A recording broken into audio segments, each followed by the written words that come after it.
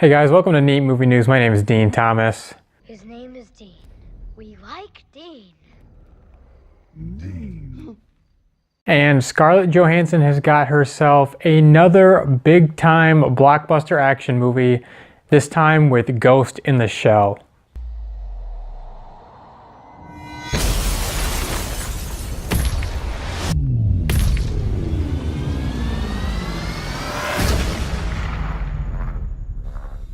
You are the first of your kind, but you're not invulnerable. Maybe next time you can design me better. Based on the popular anime, I believe this is. I really had no knowledge of it at all going in. I started to hear some things here and there when the movie was announced and it being developed and all that. But going into this movie, more or less, I just was going in as a complete blank slate. Just let's see what this movie gives me. And let's start off with positives. One, the world they build is really cool. This futuristic Japan. It's got a Blade Runner meets kind of like Tron a little bit, kind of influences obviously with Blade Runner, but put on a much bigger blockbuster sort of scale.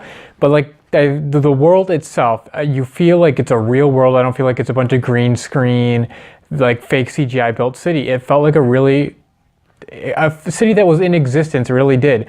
What they did with it was very unique. I love the feel of it, the vibe, and they did a good job of building the world too, with characters in different parts of this city, along with the score. The musical score I thought was awesome, was really cool, fit the tone of the movie really well, set you in that world even more, and the sound design too.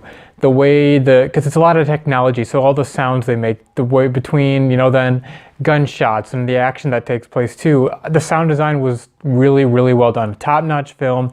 The visuals are incredible. I mean, it's got a very unique thing, but it's such a good mix of all these different little sci-fi things you've seen here and there. But it's really well shot. Like I said, the visuals are they're stunning to look at. The frame itself, what you're looking at, no complaints there.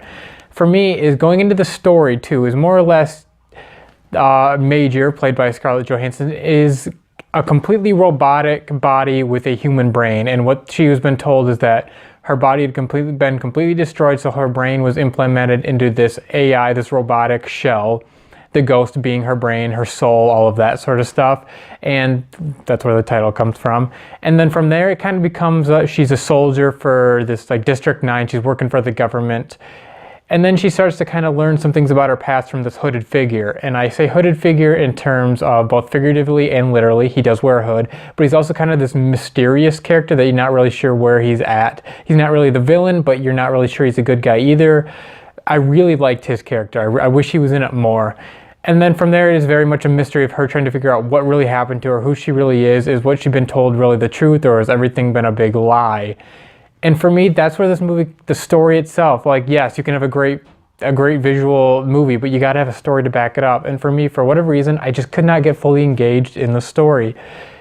It's a mystery movie, so as you go along, you're thinking there's gonna be some big reveals. And even when these big reveals sort of happen, they're kind of anticlimactic. Okay, yeah, that was kind of predictable. I could have seen that coming. And then that's kind of where the rest of the movie is. The first half of the movie, I think it takes a while to really get to the point too. It's kind of like, all right, let's get to it. And then you're like, oh, here we go. Here's the main story point. And then they start to get into the reveals, and it's just kind of like, oh, kind of saw that coming. Oh, okay, that's not that surprising. And then the ending itself is kind of anticlimactic. Cool action scenes throughout this movie. They're relatively brief. And then you get to the end action scene, or the big climactic part, and it's really not that big of a deal. It's not a lot of emotional resonance in this movie. I just really couldn't get engaged. It's kind of predictable for me. The ending wasn't that great. I mean, there's cool action in it, but it's brief, and there's, like I said, not really an emotional connection you have. So it's just kind of like, oh, okay, that's that. So for me, it's just, I let this movie kind of going, all right, I don't really care if I ever see this again. There's cool elements for sure. It's a really well-made film, from the action to the visuals to like I said, the sound, the music.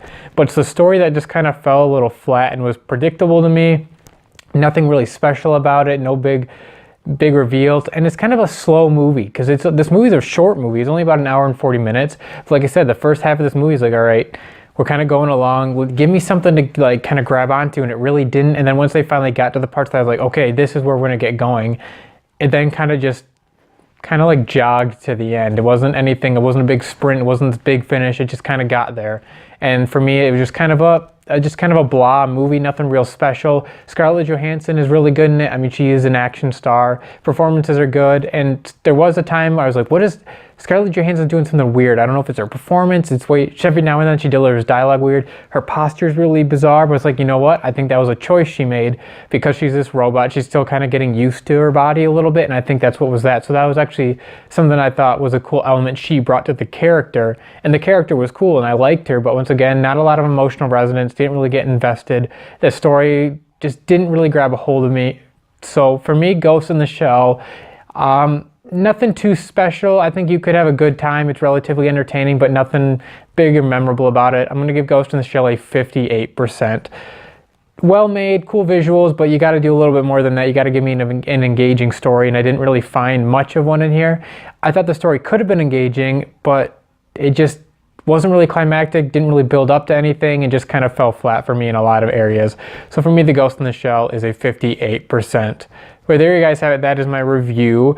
If you'd like to keep up to the latest in the world of movie news, make sure you're following me on Twitter at NeatMovieNews. And thank you guys so much for watching, and we'll see you back here next time.